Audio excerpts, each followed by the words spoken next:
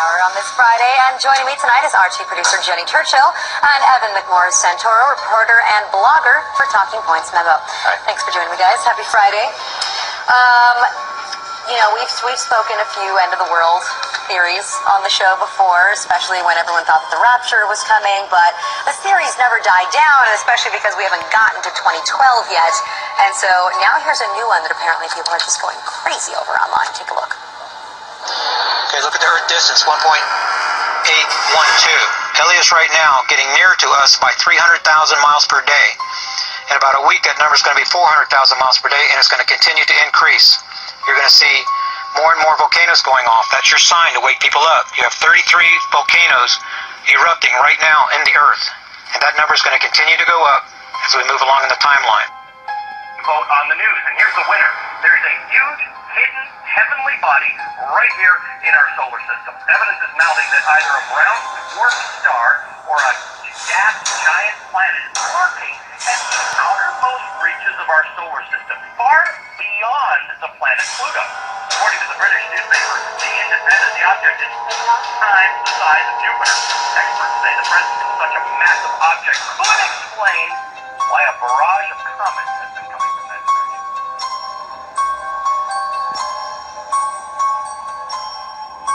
It's been almost 10 years since little Pluto was demoted from being a planet, but today scientists from the California Institute of Technology have announced that they finally have solid evidence for a planet X, a true ninth planet on the edge of our solar system. It's believed to be far beyond the orbit of Pluto, roughly the size of Neptune, with a mass 10 times that of Earth. There are things out there, little icy objects that are orbiting in a funny way, and nobody was quite sure why. It seemed like there might be something with gravity pulling on them, but nobody quite understood. And finally, these scientists that we talked about took a really hard look at it, did simulations, calculations, and they came up with the explanation. It probably is this giant planet.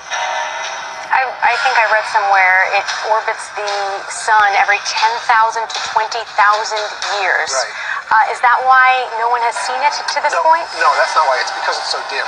It's so far away that even though it's big, it's very, very dim, and it's very tough to spot with the telescope.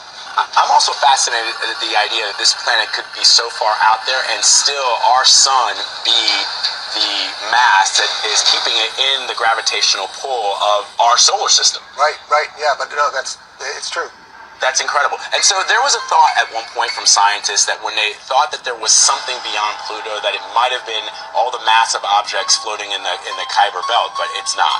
Right, so all those objects are out there and they have a lot of mass, and originally the scientists said, look, a planet is such a crazy idea, maybe it's the Kuiper Belt itself that's pulling it on itself and making these orbits look funny. And when we talk about the mass of this planet X, this ninth planet, being 10 times that of Earth, for those who are not scientists, what does that really mean, the mass of a planet versus Earth's mass? Well, if you could put it on a scale, how much it would weigh. Yeah. I mean, that's really it.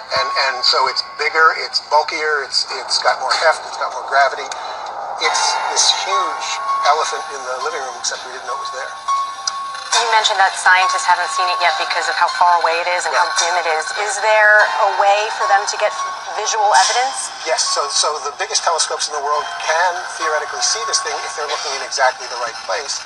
And with the publication of this new paper today, they are now going to start to look in earnest. How much further out there is this planet X than the rest of the planets in the solar system? I mean, so Pluto we think of as the really out at the very edge, the very farthest thing that you could call a planet, even though we don't anymore. And I'm still supporting Pluto's right to be a planet. But this thing is 5 times further out. Wow. Fascinating. Is there any chance it's not a planet? No, there's always, it's very foolish to say no chance because, you just don't know what you don't know. But the odds are looking very, very good. 60 billion miles from the sun. Yep. Amazing stuff. Michael Lemonick, thank you so much. Fascinating stuff. Great, thanks.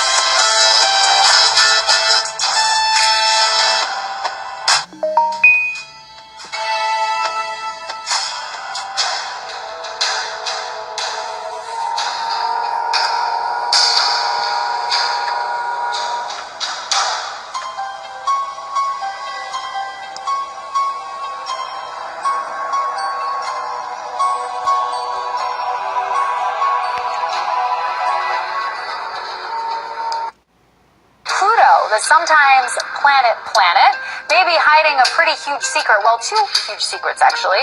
Astronomers in Spain believe that hiding behind Pluto, obscured from our view, are two additional giant planets. Spanish scientists in Madrid discovered the potential for the two massive celestial bodies at the outer reaches of our solar system after studying strange patterns in the orbit of rocky objects around Pluto, including the newly discovered dwarf planet 2012 VP113. Scientists believe the first hidden world would be about 10 times the mass of Earth. They believe that this planet is moving in resonance with a bigger planet that is somewhere between Mars and Jupiter in size and would orbit 200 times Earth's distance from the Sun. But can we ever conclusively confirm the existence of these two planets? Well, Scott Shepard at the Carnegie Institution for Science had this to say. As there are only a few of these extremely distant objects known, it's hard to say anything definitive about the number or location of any distant planets. However, in the near future, we should have more objects to work with to help us determine the structure of the outer solar system. So there you have it, time will tell. Now, here's the asteroid story. An asteroid the size of the Rose Bowl, more than 1,000 feet across, feels its way toward the Earth right now. It'll come by first in 2029, and we'll see it up there. It'll be closer than our satellites, a thing the size of the Rose Bowl hurtling through the air. And then it comes again in 2036, and that's when it may get interesting. The debate over just how close it'll get is sparking some serious debate between Russian scientists and American scientists. Here's a satellite picture of the thing. This is from, well, this and, this tells you nothing. But see it there? I don't know, that circly thing in the middle, maybe? This was from 2004. It doesn't look very intimidating here. Both sides seem to agree that in 3 decades, the asteroid will fly very close to Earth. But Russian scientists warn that our planet's gravity could change the asteroid's path and set it on a collision course. NASA scientists say there is a minuscule, little bitty chance of that happening. 1 in 250,000.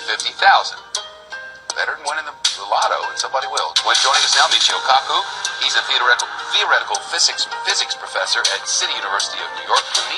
He's also the author of Physics of the Future, and a new book coming out in about a month. We'll tell you about that in about a month. So, good to see you. 2029, it flies by underneath the satellites. That's right. Mark it on your calendar. Friday the 13th, April 2036. Well, that's the second pass. On the second pass, right? The first pass, like you said, it comes right underneath our satellites. You can actually see it.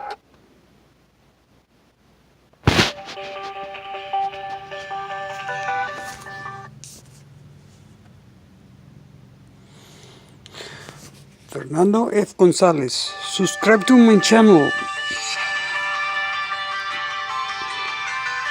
so I can be posting more nice stuff.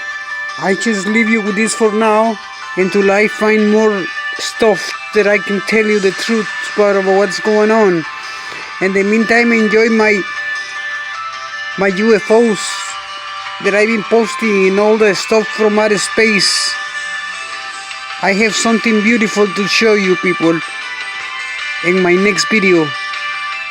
Have a good night or a good day wherever you are. Subscribe to my channel and give it to your friends in every kind of way that you can. Bye.